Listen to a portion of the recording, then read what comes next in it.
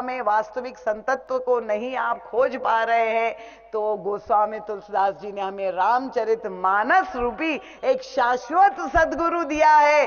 सदगुरु ज्ञान विराग जोग के, विबुध वैद भव भीम रोग के, ये पूर्ण सदगुरु है। आप मानस को ही गुरु मान करके नित्य प्रति पाठ करे और नित्य प्रति अध्ययन करे महाराज जी के सत साहित्य, निश्चित रूप से आपका जीवन धन्य हो जाएगा। तो ये श्री हनुमान जी महाराज अब लंकिनी से ने जब वहां उसको परिवर्तित कर दिया, उन्होंने अनुमति दे दी, हनुमान जी महाराज प्रवेश कर रहे हैं लंका में रात के समय में। अब श्री सीता जी को खोजना है और वो बहुत ही विलक्षण अन्वेषण है। गोस्वामी तुलसीदास जी ने जो यहां पर अपनी काव्यात्मक शैली में जो दार्शनिक संदेश दिया है, कहते मंदिर मंदिर प्रतिकर्षोधा, देखे जहता गणित जोधा, गयो दशानन मंदिर माही, अति विचित्र कही जात सुनाई, शयन किए देखा कपिते ही, मंदिर महन दिखवे दे।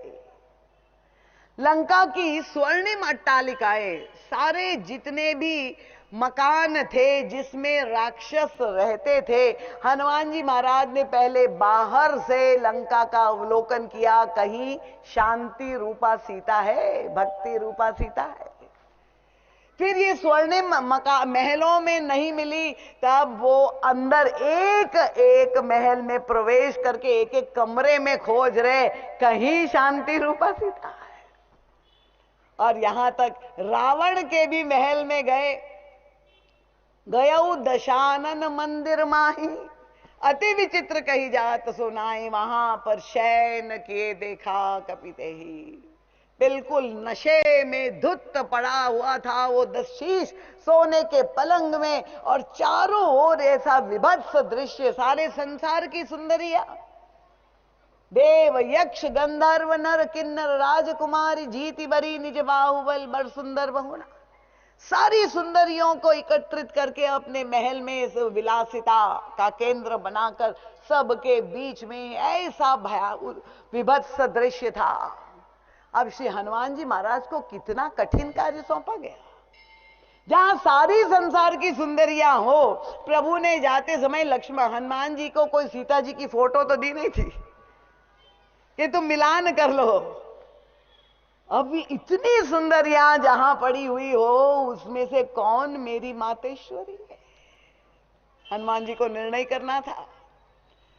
और तब हनुमान जी महाराज एक ही वस्तु जा रहे, देख तो रहे थे इतना सौंदर्य, प्रचुर मात्रा में सौंदर्य, पर श्री हनुमान जी महाराज में को तो इसमें से कहीं से भी उनका मंदिर मान दिख वैदेही, वो एक ही वस्तु जानते थे कि मेरी मां हमारे प्रभु के वियोग में कभी भी प्रसन्न नहीं रह सकती है। यहां पर जो है श्री सीता जी हो ही नहीं सकती।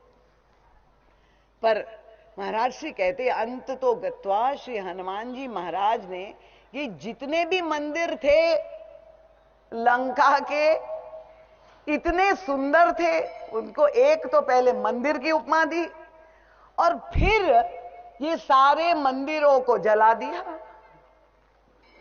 देह विशाल परम हरुआई, मंदिर ते मंदिर चढ़ी जाए।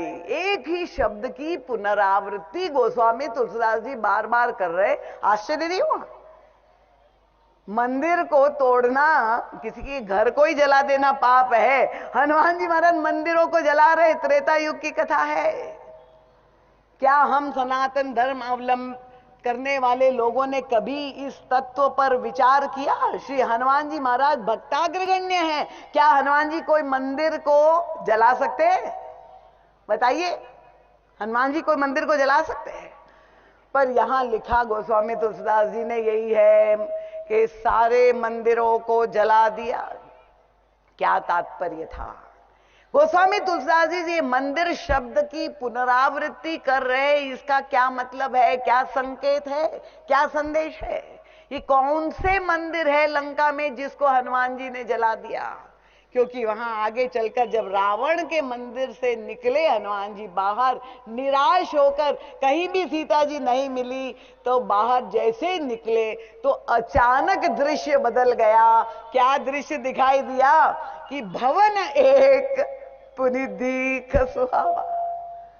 अभी तक वही शब्द था, ना भवन, ना घर, ना महल, कोई नहीं। अचानक उनका एक भवन दिखाई दिया। एक ही भवन था लंका में। कौन रहता था उस भवन में? विभीषण जी महाराज। तो क्या विभीषण मंदिर में नहीं रहते थे? तो उनका नहीं, वहां मंदिर था, पर कौन सा था उनका भवन? एक पुनि दीख सुहावा, हरि मंदिर तह भिन्न बनावा। और तब ये दो शब्दों के द्वारा गोस्वामी जी का जो दर्शन है, ये हम सब, ये कलयुग वासियों के लिए बहुत बड़ा संदेश है। मंदिर और हरि मंदिर दोनों में अंतर करके गोस्वामी तुलसीदास जी ने एक शब्द के द्वारा कितना बड़ा जीवन दर्शन प्रस्तुत किया है। ये लंका के मंदिरों में राक्षस किस देवता की पूजा करते हैं? महाराज जी की तो अन्वेषण करने की वृत्ति। मंदिर है और उसमें राक्षस रहते हैं, तो भाई देवता कौन है, किस देवता की पूजा करते हैं? और मैंने आपके सामने वो दसमुख का जीवन दर्शन सामने रखा था। दसमुख संदेश है। दसमुख किसकी पूजा करता है? उन्होंने कहा ये देह देवता की ही, जो दशेंद्रिय से बना हुआ ये शरीर है, ये देह को ही देवता मान करके देह देवता की पूजा करने में पूरा जीवन निकाल देता। इसीलिए तो रावण और जितने भी राक्षस है वो अमरता चाहते हैं, देह की अमरता। क्यों? क्योंकि हम असीम भोग कर सके देह के माध्यम से। तो देह देवता की पूजा सुबह से रात को लेकर, शायद ही किसी मंदिर में भगवान की इतनी पूजा होती हो जितनी हम लोग अपने इस देह देवता की पूजा करते हैं। आप लोग तो भक्त है, ऐसा करते नहीं होंगे। और तब हनुमान जी ने ये देखा कि ये मंदिर महन दीख वैदेही, इनका ये देह मंदिर है, उसमें वैदेही कहां पर मिलेगी? वैदेही किसका नाम है? सीता जी का।